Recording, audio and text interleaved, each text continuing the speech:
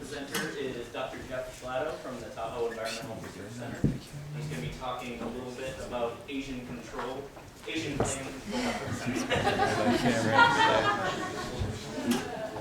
right next to the TV.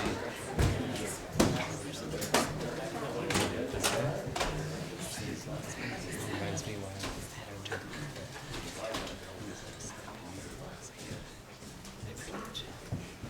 Great. Thank you. I'll try to be quick. I think we're running long. So.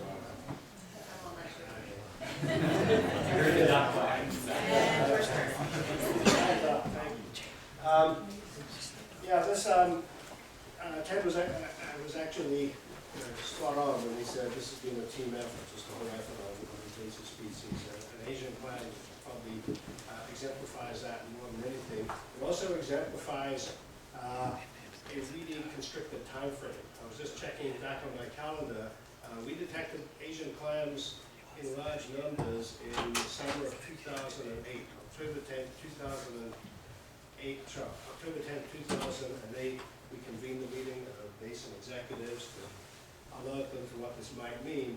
And what's happened in literally 2.5 years since then has been just a wonderful example of research and management agencies and garnering of resources.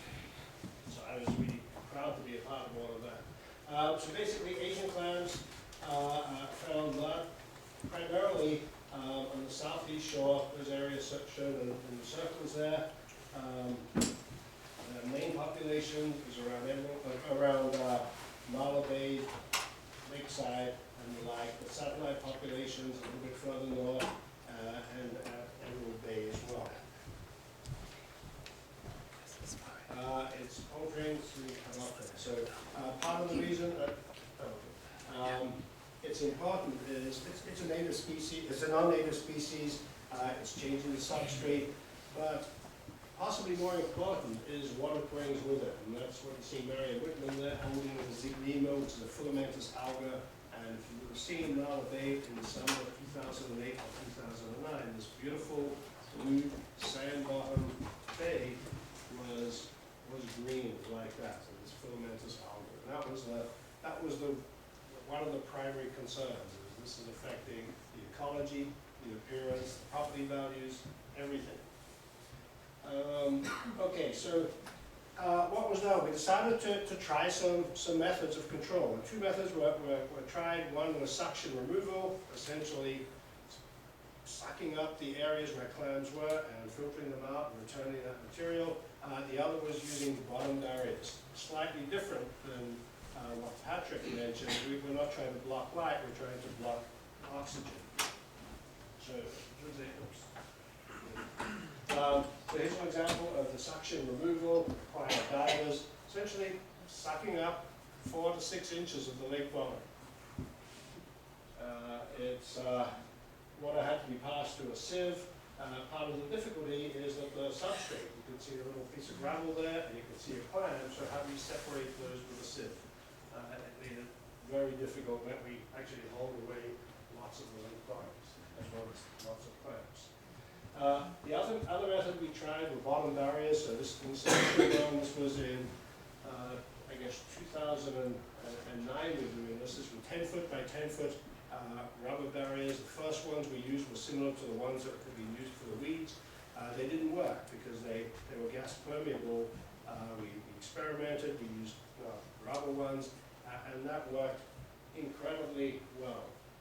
So that top graph there, if you look at that blue line, that's the dissolved oxygen under these mats, and within 36 hours it would drop to 0, and that was maintained for 10 days shown there. On the bottom, that's just what the bottom dissolved oxygen is without the mat. So they work as far as removing the oxygen. So do they work in practice? Yes. On the right is the control. We did nothing there. On the left is where we did the treatment. And you would say, well, that doesn't seem to work because there are lots of clams on the left. They're dead clams. They're clams that are living in the top 4 to 6 inches. As the oxygen is being depleted, they come up to the surface in the futile hope of getting oxygen. And so what's left are their shells.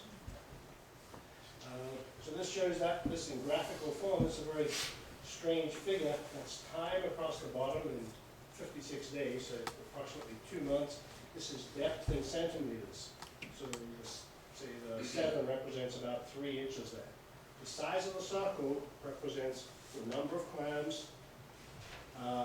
Black indicates a live clam, so at the very beginning you see clams from 1 centimeter down to about 7 or 8, and they're all alive.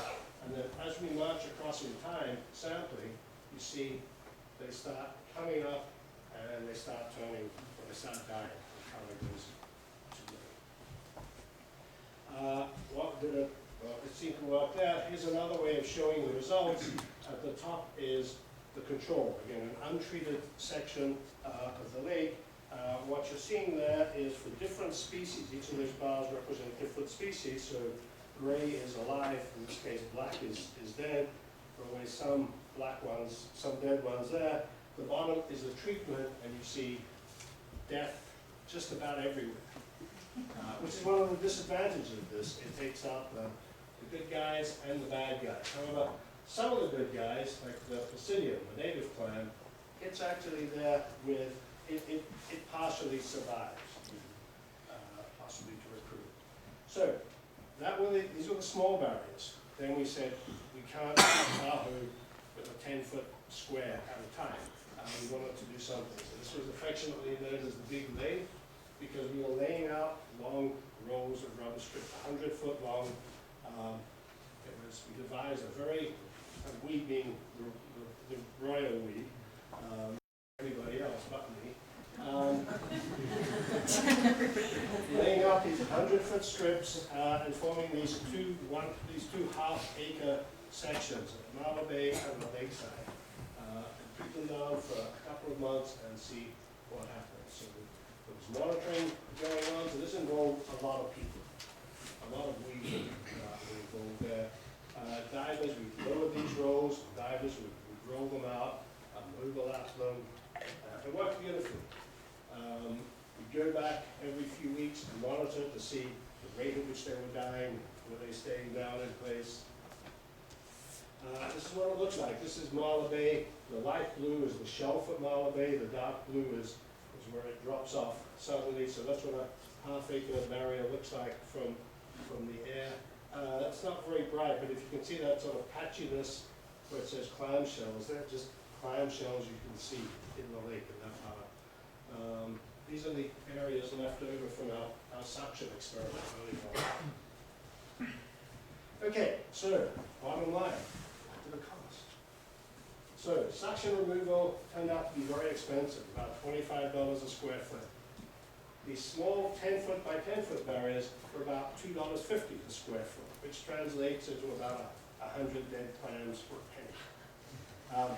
We don't know what the big lake is going to result in, because we're still, part of the cost goes into figuring out what the return period is.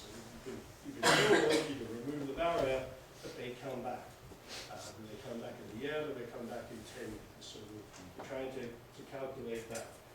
But maybe we can get 1,000 clams for a penny, something like that. Sounds like a lot of clams, but there are a lot more out there. Ongoing studies. We're doing a cold water study currently. These clams can survive without oxygen for a long time. In summer it takes about 30 days to kill them. There's literature that shows in the lab that under cold water conditions they can last many months. So we're trying this in the field to see can they be killed in 1 month or 2 months in winter here. If they can, then we can do this year round, if it turns out to be economically feasible. And Emerald Bay, they're in Emerald Bay, if you didn't know. Basically, when they reproduce, they send their little babies up, they're carried across by currents, and Emerald Bay is the region where they land, and there's good substrate for them there. So currently there's a study going on to see whether we can lay this rubber over this rocky substrate at Emerald Bay, right where the boats go through into the channel. And so is it possible to treat them using this method there? This is the game we play. Many of you from agencies. If your logo is not here, then it's a beach sport. So, we hope we got you out. And again, this is, we had tremendous support from everybody. Everybody was in a crunch timeline, and it's been great. Many people, from homeowners to students who are there separating sand from clams and the like, and external experts that we work with. And that's it. I guess there are no questions. That's a learned crayfish. I'm very, very excited. Thank you very much.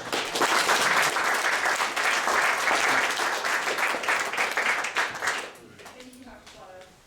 So we are going to take a quick 10-minute break right now. We still have 3 more projects to get through, and plus the question and answer comment period at the end. There is a sign-up sheet still out on the table. If you'd like to make a comment or have a question and you don't want to forget, please write it down.